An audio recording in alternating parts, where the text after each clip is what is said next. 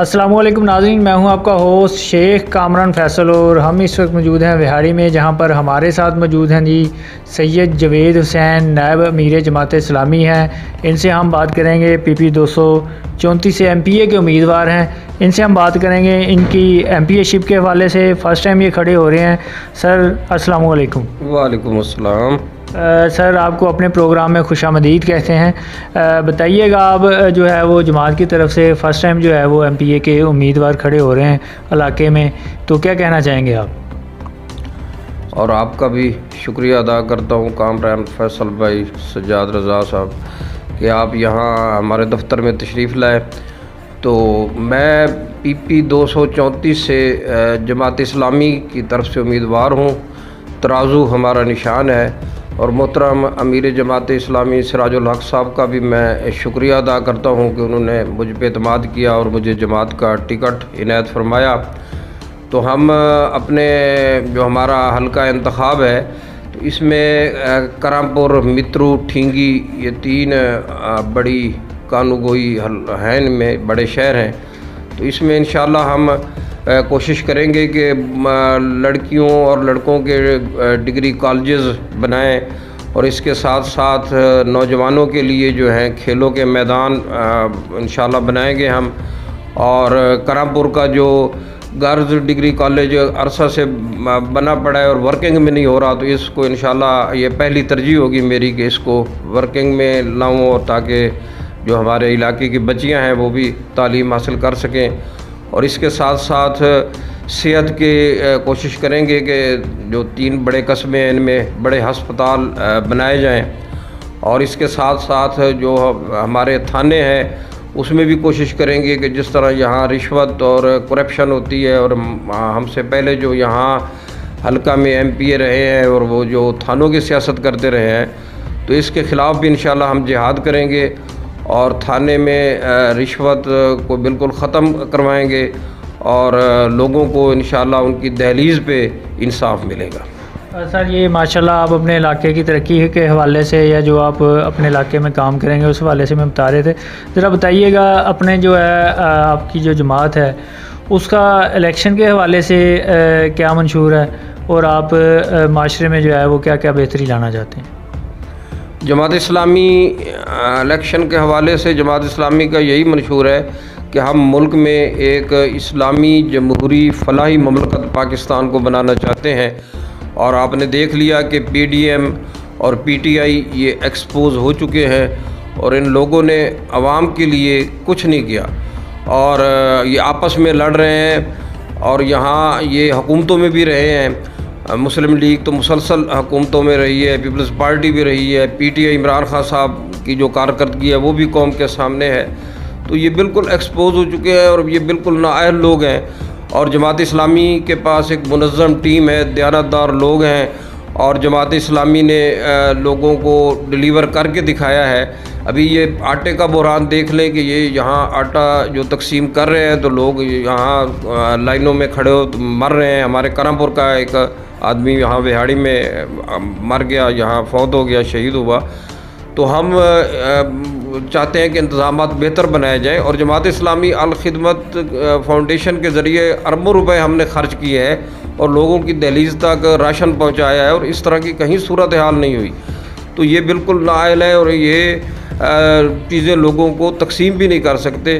तो जमात इस्लामी मुल्क में इंशाअल्लाह तब्दीली लाएगी और असल तब्दीली लाएगी और लोगों को इंसाफ भी मिलेगा, रोज़गार भी मिलेगा और लोगों को करप्शन ख़त्म होगी। जी बड़ी अच्छी आप बात कर रहे थे। चलें, आपका जो अल खिदमत फाउंडेशन है, एक अच्छी आपकी NGOs है जो हम ख़बरों में भी सुनते रहते हैं, अखबारों में भी पढ़ते रहते हैं कि वो जो है वो गरीबों में कभी चेयर्स तकसीम कर रही होती हैं, कभी क्या कभी क्या। तो इसके अलावा आप बताइएगा कि मुल्क की जो मौजूदा सूरत हाल है इसके हवाले से आप क्या कहना चाहेंगे कि अभी भी लोग उस्मान पार्क में बैठे होंगे और जो नून लीग वाले हैं वो क्या कर रहे हैं, और फिर एक हमें आप बताएंगे कि जो ये अता बंदयाल साहब ने जो फ़ैसला दिया है उस हवाले से भी PTI वाले खुश हैं, लेकिन जो नून लीग वाले हैं वो कहते हैं हम इसको मानते नहीं हैं। सेनेट में जो है वो वहाँ पे पेश की जा रही हैं करारदाद, क्या कहना चाहेंगे इस हवाले से? इस हवाले से हमारा मौक़िफ़ ये है کہ ملک پہلے بھی معاشی بحران کا شکار ہے. تو یہاں اگر آپ یہ صوبائی اسمبلی کے 2 صوبوں میں الیکشن کروائیں گے تو یہ کسی نے ان کو نہیں ماننا، کیونکہ مرکز میں ایک پی ڈی ایم کی گورنمنٹ موجود ہے اور ظاہر ہے وہ اثر و رسوخ استعمال کرے گی، دھاندلی ہوگی اور پھر الیکشن کی کریڈیبلٹی عوام کے درمیان کوئی نہیں رہے گی. تو ہم یہ چاہتے ہیں کہ یہ آپس میں مذاکرات کریں تمام پارٹیاں، اور یہ ایک ہی دن میں الیکشن ہو اور تمام صوبوں میں اور مرکز میں نگران حکومتوں کے تحت الیکشن ہو. جب مرکز میں اس طرح کی ایک پارٹی کی گورنمنٹ ہے تو اس الیکشن کی کوئی ساکھ باقی نہیں رہے گی. اور اس حوالے سے ہمارا موقف یہی ہے کہ اس حوالے سے اب پارٹیاں جو مل بیٹھیں تاکہ ملک بحران کا شکار نہ ہو. اچھا سر، چلیں ہم کہتے ہیں کہ بھی کوئی بھی پارٹی اگر حکومت میں آ بھی جاتی ہے تو کیا وہ حکومت کو چلا پائے گی جو خزانے کی صورتحال ہے، جو ملک کے حالات ہیں؟ جماعت اسلامی کے پاس ایک دیانتدار ٹیم ہے. اگر جماعت اسلامی کو حکومت ملتی ہے تو جماعت اسلامی نے اس سے پہلے بھی سراج الحق صاحب ہمارے امیر جماعت اسلامی پاکستان صوبہ سرحد کے وزیر خزانہ رہے ہیں، اور انہوں نے وہاں کئی بجٹ پاس کرائے ہیں اور بڑے اچھے طریقے سے صوبے کی جو فنانس منسٹری ہے اس کو چلایا ہے اور اس کے اخراجات بھی کم کیے ہیں، تو لوگوں کو ڈلیور بھی ہوا ہے. تو اس طرح جماعت اسلامی کو جب کراچی کی نظامت ملی، نعمت اللہ خان صاحب ناظم تھے، تو کراچی میں بہترین جماعت نے وہااں اوور ہیڈ بریجز اور سڑکیں اور بہترین کام کیا، اور لوگوں نے تسلیم کیا کہ واقعی بہت اچھا کام ہو رہا ہے. اور جماعت اسلامی اس وقت فیصلہ کیا ہے جماعت نے کہ وہ ترازو کے نشان پر الگ الیکشن لڑے گی اور کسی گروپ کا حصہ نہیں بنے گی، کسی پارٹی کے ساتھ اتحاد نہیں کرے گی. اور اس کا نتیجہ آپ نے ابھی دیکھا کہ کراچی میں جناب حافظ نعیم الرحمان صاحب نے، وہ کراچی کی سب سے بڑی پارٹی بنے ہیں، پی ڈی ایم مسلم لیگ نون کو ہرایا ہے، پیپلز پارٹی کو ہرایا ہے، ایم کیو ایم کو ہرایا ہے، اور اس وقت کراچی کی جو سب سے بڑی پارٹی ہے وہ جماعت اسلامی ہے. اور انشاءاللہ یہ ویو پورے ملک میں چلے گی اور ہم انشاءاللہ پورے ملک میں جماعت اسلامی نشستیں جیتے گی. صحیح ہے. اچھا سر، یہ بتائیے گا کہ آپ کے پاس کرم پور ٹھنگی اور یہ علاقہ آپ کے پاس ہے، تو یہاں پہ آپ کے جو کمپٹیشن میں یا کمپیٹیٹرز جو ایم پی اے کھڑے ہوں گے ان میں کون کون ہیں اور کیا آپ ان کو مات دے پائیں گے؟ اس سے پہلے جو ہمارے سٹنگ پہلے جو ایم پی اے تھے وہاں نعیم بابا بھی رہے، میاں ثاقب خورشید صاحب بھی رہے، لیکن وہاں ہمارا جو بنیادی مسائل ہیں ان کی وہاں تھانوں کی سیاست ہوتی رہی ہے. لیکن ہم سمجھتے ہیں کہ وہاں کسان ہیں، کھاد بلیک میں مل رہی ہے، تو ہم کوشش کریں گے کہ کنٹرول ریٹ پہ کسانوں کو کھاد ملے اور وہ جو زرعی ادویات ہیں خالص ملے، کھاد خالص ملے. تو ان لوگوں کی طرح وہ چٹی دلالی کا کام بھی ہم نہیں کریں گے. انشاءاللہ ہم لوگوں کے کام فری میں کروائیں گے اور نہ خود کرپشن کریں گے اور انشاءاللہ نہ کسی بیوروکریسی کے کسی بندے کو کرپشن کرنے دیں گے. جی آخر میں آپ ہمیں جو اب عوام کی صورتحال ہے اس حوالے سے کوئی عوام کو ریلیف کے حوالے سے آپ کے پاس کوئی پروگرام ہو کہ عوام کو تھوڑا جو ہے وہ ریلیف مل جائے، عوام کو کوئی سکھ کا سانس کسی طرح آ سکتا ہے؟ عوام کو سکھ کا سانس تو اسی سے آ سکتا ہے کہ یہ ملک پاکستان یہ 27 رمضان المبارک کو بنا تھا، اور اس وقت جو ہمارے بزرگوں نے نعرہ لگایا تھا کہ پاکستان کا مطلب کیا، لا الہ الا اللہ. تو عوام اب اسی مہینے میں تجدید عہد کریں کہ ہم لا الہ الا اللہ کا نظام جو ہے اس ملک میں نافذ کریں گے. نظام مصطفیٰ اس ملک میں نافذ ہوگا، سود ختم ہوگا، رشوت ختم ہوگی، کرپشن ختم ہوگی اور انشاءاللہ خوشحالی آئے گی.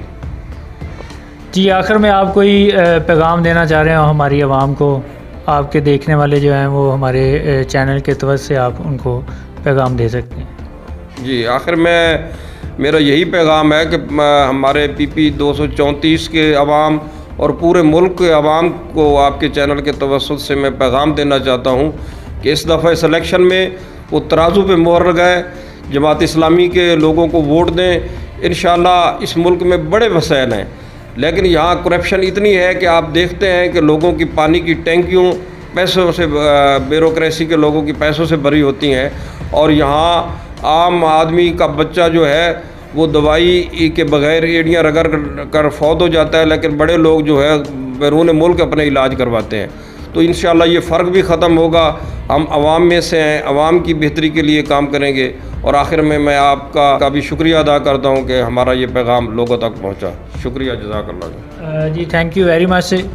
ہمارے ساتھ سر جی ناظرین, ہمارے ساتھ جو ہے وہ سید جوید حسین نائب امیر جماعت اسلامی موجود تھے. ان سے ہم نے گفتگو کی, ان کے علاقے کی ترقی کے حوالے سے انہوں نے آپ کو بتایا. دوسرا, کوئی اچھے لوگ یا اچھی جماعت اگر حکومت میں آ جاتی ہے تو یہ بہتری کی امید ہے کہ ملک کے پاس وسائل بھی بہت زیادہ ہیں, ہمارے پاس ٹیلنٹ بھی بہت زیادہ ہے.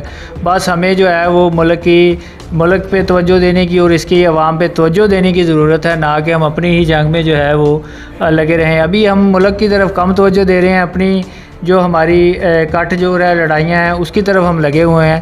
تو کرائسس قوموں پہ آتے ہیں, ملکوں پہ آتے ہیں, دور بھی ہو جاتے ہیں. اللہ تعالیٰ سے پر امید ہیں کہ کوئی اچھے لوگ ہمارے ملک کو ملیں اور ملک جو ہے وہ ترقی کی طرف چلے, نہ کہ یہ ہمارے ملک میں افراتفری اور لڑائی یہ ختم ہو. اسی کے ساتھ اپنے ہوسٹ شیخ کامران فیصل کو دیجیے اجازت.